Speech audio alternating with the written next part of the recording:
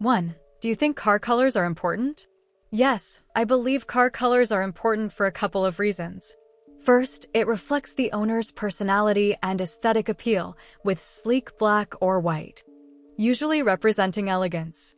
Second, color choice can actually be a safety factor, as vibrant shades like red or silver are much easier to spot on the road, reducing the risk of accidents during heavy rain or at night.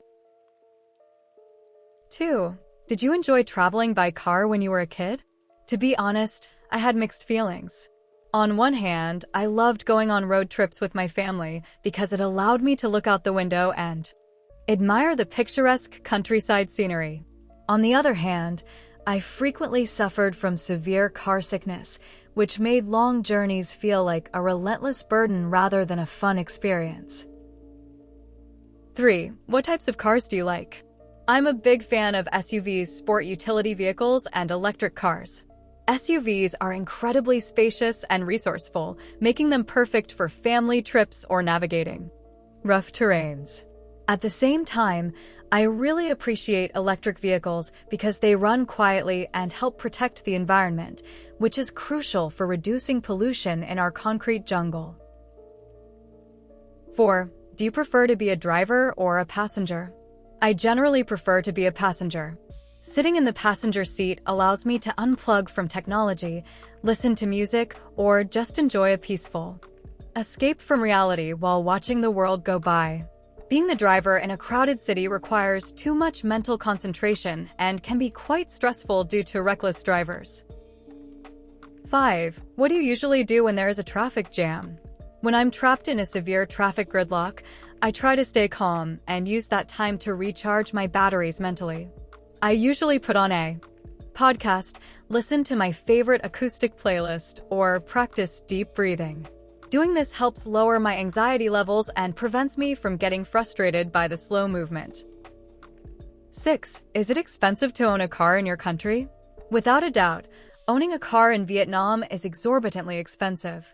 Apart from the high initial purchase price due to heavy import taxes, car owners have to shoulder continuous expenses such as fuel costs, parking fees, and regular maintenance. For many city dwellers, it is still considered a luxury rather than a basic necessity. 7. Do you think cars will be completely automated in the future? I'm quite optimistic that self-driving cars will become the norm in the near future. With rapid technological advancements, autonomous vehicles will be able to navigate traffic meticulously and minimize human errors. However, it might take a few decades to fully replace traditional cars due to safety and legal concerns. 8. What is the most important factor for you when choosing a car? For me, safety features and fuel efficiency are the top priorities. I would look closely at the car's braking system, airbags, and crash test ratings to ensure maximum protection.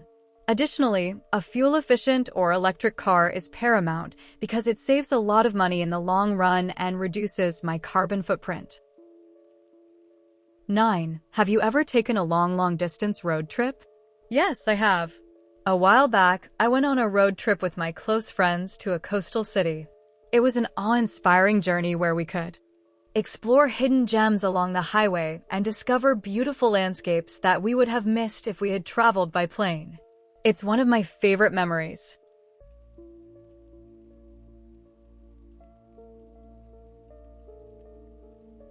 Describe a time when you sent a message or an email to someone but received no reply for a long time. You should say who you sent it to, what the message/email was about, whether you finally received the reply, and explain how you felt about the experience. To be perfectly honest, we live in an era where everyone is glued to their smartphones, so when someone leaves you on read for days, it can be incredibly frustrating. Today, I'd like to share an experience when I sent an important email to a potential business partner but received no reply for nearly 2 weeks. A few months ago, I was managing a marketing campaign for a real estate project. I needed to collaborate with a well-known local content creator to produce promotional videos.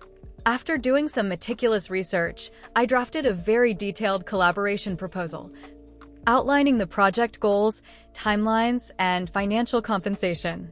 I sent it directly to his professional email address, expecting a quick acknowledgement since my team was facing a tight time. Crunch. 3 days went by, then a week, and there was absolute radio silence. I began to panic, thinking that perhaps my email was poorly written or, worse, had ended up in his spam folder. It was a very stressful period because our entire project timeline was delayed, and I felt a relentless pressure to deliver results to my supervisors. Finally, after about 12 days, I received a reply. He apologized profusely, explaining that he had been traveling for a seminar and his inbox was completely overwhelmed by hundreds of messages.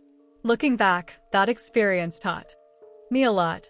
Initially, I felt quite anxious and even slightly disrespected. However, it helped me realize that in the modern concrete jungle, everyone is dealing with their own chaotic schedules and digital overload. It was a great lesson in patience, and it forced me to be more resourceful by creating backup plans instead of just waiting around for a single response. Vocabulary. Glued to smartphones. Leave someone on read. Meticulous. Collaboration proposal. Financial compensation. Radio silence. Apologized profusely. Chaotic schedules. Digital overload. Resourceful.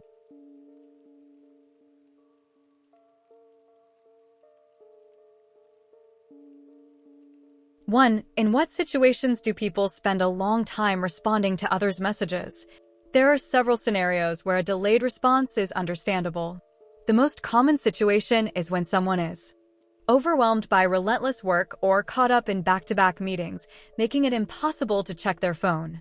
Additionally, if the message requires a detailed answer, such as a complex business query or a legal matter, a person might take their time to draft a meticulous and accurate reply rather than rushing into it. 2. In what situations do people not respond to messages at all?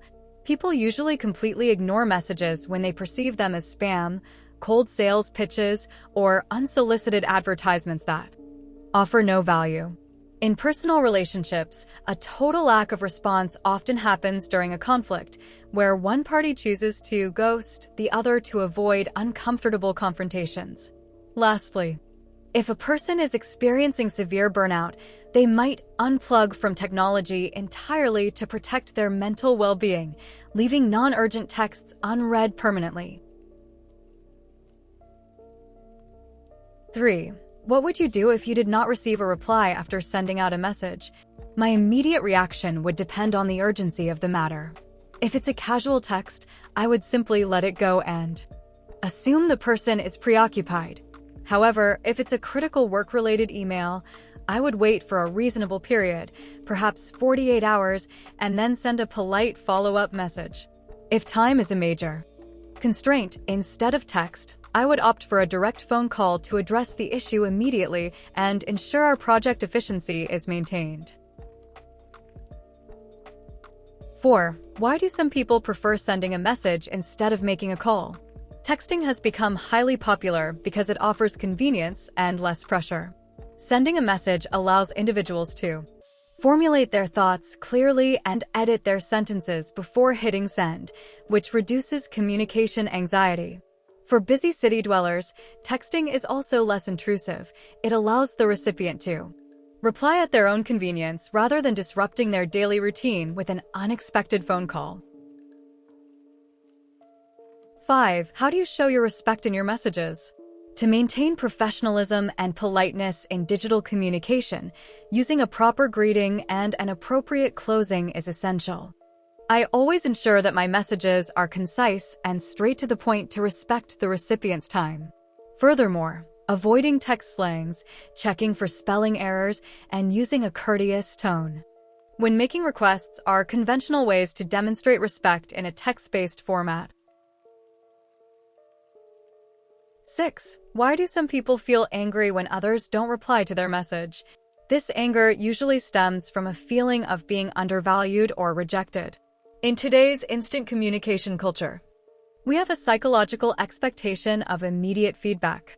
When someone reads a message but refuses to reply, it can be interpreted as a silent insult or a lack of respect. This can easily trigger anxiety, especially if the sender is under a time crunch and urgently requires that information to proceed with their tasks.